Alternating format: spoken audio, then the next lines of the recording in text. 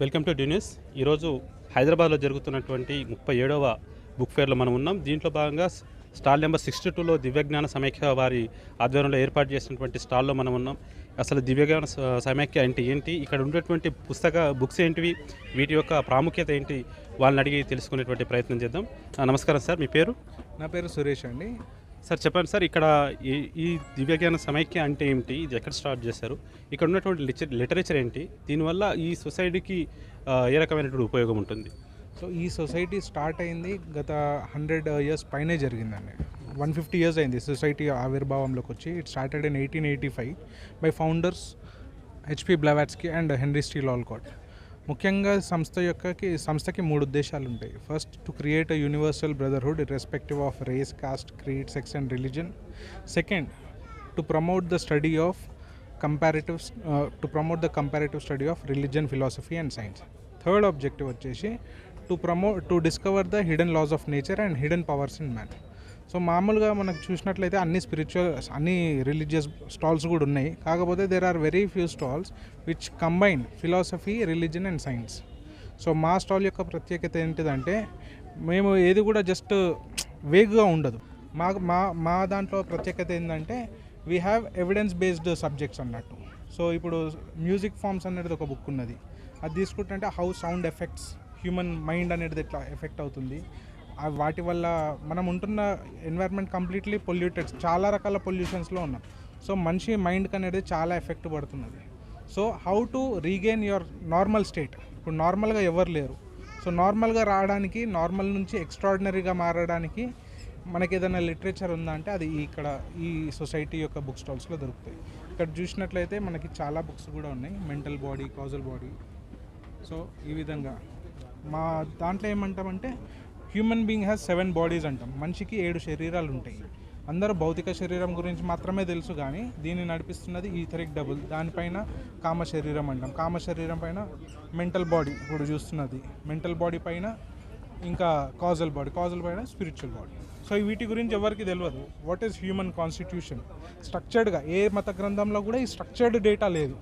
So theosophy అనేటిది 100 సంవత్సరాల ముందే, రాబోయే 100 సంవత్సరాలకి హ్యూమన్ రీజన్ పెరిగిపోతుంది. అందరికీ ఏది కూడా వేగ్గా ఉండడం ఇష్టం లేదు. అందరూ ఏదైనా ఎవిడెన్స్ చూపిస్తే నేను నమ్మే స్టేజ్కి వస్తుందని తెలిసి ముందే గ్రహించి ద మాస్టర్స్, అసెండెడ్ మాస్టర్స్ అంటారు, సప్తఋషి బృందం అని. మన ఒక్కొక్క లిటరేచర్లో ఒక్కొక్కలాగా. మన ఇక్కడ ఇండియాలో ఏమంటామంటే ద గ్రేట్ హిమాలయన్ బ్రదర్హుడ్ అంటాం, 7 హిమాలయన్ బ్రదర్హుడ్ అంటాము, లేకపోతే సప్త ఋషులు అని అంటాము. దీనికి ముఖ్యంగా ఉన్న 2 ఋషులు ఎవరంటే మాస్టర్ కుతుమి, ఇంకా మాస్టర్ మౌర్య. వీళ్ళిద్దరి ద్వారా లిటరేచర్ రాపించినారు. ఎందుకంటే చాలా చేంజెస్ రాబోతున్నాయి కాలంలో. సో మనిషి ఏ స్టేజ్లో ఉన్నాడు, ఏ స్టేజ్కి వెళ్ళాలి, సో దాని గురించి మొత్తం లిటరేచర్ అసలు ఏంటిది, లైఫ్ యొక్క ఎగ్జిస్టెన్షియల్ క్వశ్చన్స్ ఏవైతే ఉన్నాయో, బర్నింగ్ క్వశ్చన్స్ ఏవైతే ఉన్నాయో, వాటికి అన్నిటికీ సొల్యూషన్ థియోసఫీ ప్రొవైడ్ చేస్తుంది. ఓకే, ఇప్పుడు ఈ మీరు చెప్పినటువంటి ఈ పాయింట్ ఆఫ్ వ్యూకి ప్రజల నుంచి స్పందన ఎలా ఉంది? ప్రజల నుంచి మేము 3 ఇయర్స్ నుంచి పెడుతున్నామండి స్టాల్. 3 ఇయర్స్ నుంచి ఫస్ట్ టైం ఎవరికి తెలియదు, కానీ తెలిసిన వాళ్ళు మాత్రము చాలా రిమోట్ ప్లేసెస్ నుంచి వస్తారు. కర్నూలు నుంచి వస్తున్నారు. ఇప్పుడు కర్నూలు, అనంతపూర్ నుంచి వచ్చి కూడా డైరెక్ట్ వీవర్ సర్ప్రైజ్డ్. యాక్చువల్గా ఈ బుక్స్ మామూలుగా సేల్ కావడం కష్టము, కానీ తెలుసుకున్న వాళ్ళు ఒకటేసారి వచ్చి తీసుకొని, ఫస్ట్ టైం 6, 7, 8,000 ఒకటే రోజు ఒకటే వ్యక్తి తీసుకొని వెళ్ళిపోయినా. దాని తర్వాత తెలుసుకున్న వ్యక్తులు ఒకసారి 30,000 కలెక్షన్ సింగిల్ ఆర్డర్లో 30,000 సేల్ చేసుకొని వెళ్ళిపోయిన రోజు. ఆ తర్వాత సెకండ్ టైం మళ్ళీ కండక్ట్ చేసినప్పుడు రెస్పాన్స్ పెరిగింది. ఇప్పుడు థర్డ్ టైం ఇంకా ఎక్కువ పెరిగింది. టోటల్గా ఇప్పుడు ఈ బుక్స్ మనకి ఇక్కడ కాకుండా ఎక్కడ దొరకవు. ప్రాబ్లం ఏంటిదంటే, the uniqueness of this thing ఏంటిదంటే, థియోసఫికల్ లిటరేచర్ ఇండియాలో ఎక్కడ కూడా దొరకదు. Only this is separately published by Theosophical publishing house. ఇది ఇంటర్నేషనల్ హెడ్ క్వార్టర్స్ చెన్నై అడియార్లో దొరుకుతాయి. అక్కడ నుంచి ప్రింట్ అయ్యి only exclusively this is the only stall which can provide exclusive books. ఇక్కడ దొరికేటి ఏ స్టాల్లో కూడా ఎక్కడ దొరకవు. అంటే ఇక్కడ మనకు ఈ 10 డేస్లో ఈ ప్రోగ్రామ్ మనకు బుక్ ఫేర్ అయిపోతూ ఉంది. ఈ బుక్ ఫేర్ అయిపోయిన తర్వాత ఇవన్నీ ఎవరివన్నా ఈ పుస్తకాలు మాకు కావాలి, బుక్స్ మాకు కావాలి, అది వాళ్ళు ఎక్కడ కాంటాక్ట్? మాకు అడ్రస్ వచ్చేసి మా మెయిన్ హెడ్ క్వార్టర్స్ వచ్చేసి రాయలసీమ దివ్యజ్ఞాన సమాఖ్య యొక్క హెడ్ క్వార్టర్స్ అమ్ముగూడ యాప్రాల్ దగ్గర ఉన్నది. అక్కడ నుంచి అక్కడ మాకు స్పేస్లో మా లైబ్రరీ మేము మెయింటైన్ చేస్తాము. అన్ని బుక్స్ కూడా ఇక్కడ నుంచే దొరుకుతాయి. మీరు కావాలంటే మా వెబ్సైట్ ఉన్నది tsrtf.com అని. ఆ వెబ్సైట్లో మా సెక్రటరీ నెంబర్ ఉంటుంది, నా నెంబర్ ఉంటుంది. నేను జాయింట్ సెక్రటరీ సమాఖ్యకి. సో మీరు ఎవరన్నా మమ్మల్ని సంప్రదించినట్లయితే మేము మీకు ఆర్డర్ని బట్టి, లిస్ట్ని బట్టి we can deliver the address to Indian postal services. Okay, 3 years నుంచి మీరు ఇక్కడ స్టాల్ పెడతా ఉన్నారు కదా, అంటే నేనేమంటే దీనికి సంబంధించి కాకుండా ఈ బుక్ ఫేర్ ఎలా, అంటే మీకు ఎంత కన్వీనియంట్గా అనిపిస్తుంది? అంటే మీకు ఇచ్చినటువంటి స్టాల్ చూస్తే కొన్ని స్టాల్స్ చూస్తే చాలా బిగ్గర్, చాలా పెద్దగా ఉన్నాయి, మీకు కొంచెం చిన్నగా ఉంది. అంటే మీరు ఇంకా ఈ లిటరేచర్ని పెంచి ఈ స్టాల్స్ పెంచేటువంటి అవకాశం ఉందా? దీనికి సంబంధించినటువంటి ఈ వ్యవస్థ ఏదైతే ఉందో దాని నుంచి మీకు సపోర్ట్ ఎలా ఉంది? మాకు ఇక్కడ సపోర్ట్ లాస్ట్ టైంకి చూసినట్లయితే ఇప్పటికి సపోర్ట్ ఇక్కడ మెయింటెనెన్స్ కూడా చాలా ఇంప్రూవ్ అయింది. లాస్ట్ టైం 2 years మేము ఎప్పుడైతే ఫస్ట్ టైం వచ్చినామో ఈ షెల్ఫ్లో కొంచెం ఇబ్బంది ఉండే, మాకు అంతా మేమే చేసుకోవాల్సి వచ్చింది. కానీ ఈసారి మేము ఎప్పుడైతే స్టార్ట్ చేసుకొని టోకెన్ తీసుకున్న తర్వాత, లక్కీ డ్రా తీసిన తర్వాత ఎవ్రీథింగ్ వాజ్ సెటప్, ఆర్గనైజింగ్ చాలా బాగుంది ఈసారి. So as a vendors we did not have to put much effort in setting up the stall. కానీ ఇప్పుడు లాస్ట్ టైం కంటే ఈసారికి the book fair has improved a lot అని చెప్పొచ్చు.